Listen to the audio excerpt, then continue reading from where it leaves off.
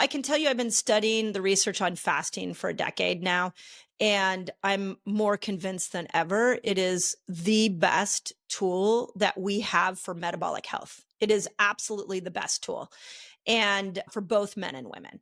If you want to get your metabolic health in order, you start tacking these fasting windows on every single day. And again, I teach all that in videos and things like that. It's so I just want to say I'm more in love with this tool than I ever have been. For women, we have to cycle fasting because of two hormones, estrogen and progesterone. Estrogen does really well when you fast. Estrogen comes in the front half of a woman's cycle. I have seen, I mean, just go to my reviews on Fast Like a Girl on Amazon or go to my YouTube comments. Like the amount of women that have gotten pregnant, whose cycles have come back, who have been able to reduce their symptoms of PCOS, it's huge. And it's all because when you fast, you clean up estrogen. Whereas progesterone is completely opposite. Progesterone doesn't like you to fast. And so the week before your period, when progesterone is coming in a strong way, we don't want to be fasting because you need more glucose to make progesterone. So women have to cycle it either according to their menstrual cycle, or they can do a weekly cycle for menopausal women, but we have to cycle fasting. Otherwise it tanks our hormones. And that's completely different than men because you don't have progesterone is not a hormone that has a huge influence on you. Yeah, and I think a lot of this gets lost, right, with people where they've heard the term like intermittent fasting, which has been popular for a while now. And a lot of it, I think Stacy, maybe she shared this as well, but she was talking about, I think a lot of the studies are mainly on men. We don't have a lot of fasting studies on women. So I guess they associate like, oh, I'm going to fast. Like a woman is like, oh, I'm going to fast for like 16 hours, which is like the standard like IF protocol was like 16/8. I know now it's evolved where people are like, hey, like 12 and 12 is, a great start and you can go from there however it fits your lifestyle. But like you said, like people lose like the importance of like kind of cycling it through when you're a woman because obviously women and men are wired biologically differently and with hormones and stuff. So I'm really glad you brought that up because I think that, unless somebody's like reading your book, paying attention to stuff like this, they're like, oh, I'm just going to go fast. And they wonder why their energy tanks, or they wonder why they're having issues during their cycle. And it's because they're treating their body like it's built like a male body. But that goes across healthcare. Like, I mean, this is going back to our first conversation of like how health influencers have sort of, made people lose their way. For women, we need to start listening, no offense, but we need to start listening to women teaching women's, like when I see men online talking about hormones, women's hormones and lifestyle, I'm like, what is going on? Like, you don't even live in a female body. Like I would never sit around and talk about, how to improve an erection. I don't know what that looks like. This is why the testosterone thing was like, it was one comment of a 3.5 hour conversation. And I shouldn't have stepped in the male hormone category because that is not my specialty. So women need to start learning from women, and women need to start learning that we are cyclical, rhythmic beings, whether we are menopausal or we are cycling women. And that means our food has to cycle, our fasts have to cycle, our exercise has to cycle, our supplements have to cycle. We are much more attuned to a rhythm and a cycle than a male body.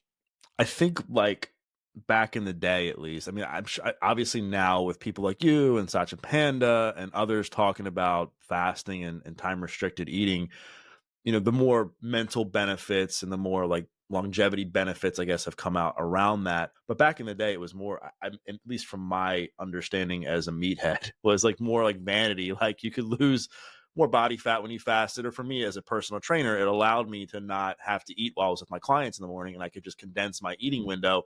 So it became very convenient for me.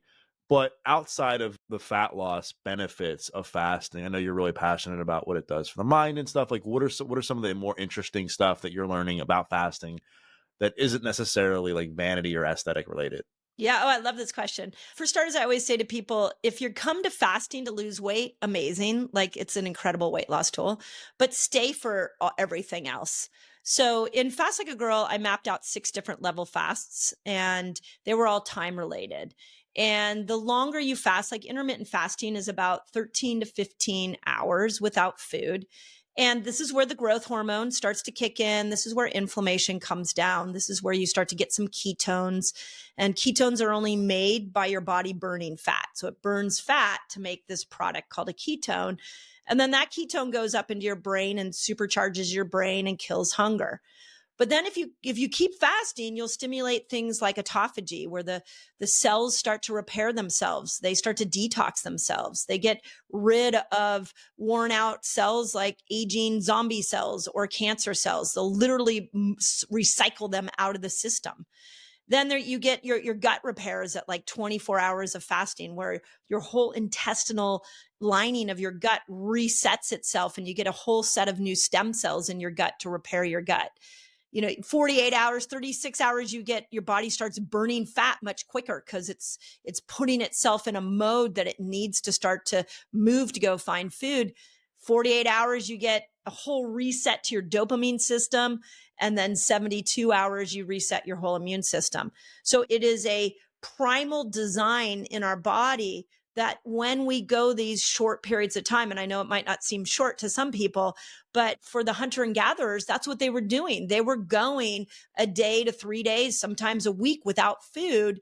And the body had to reorganize itself to repair itself and motivate itself to go find food. And so that's the beauty of these anywhere from 15 to 72 hours is you tap into like a medicine cabinet of healing that you can't get from medicine. You can't get from supplementation. That's why it's so powerful.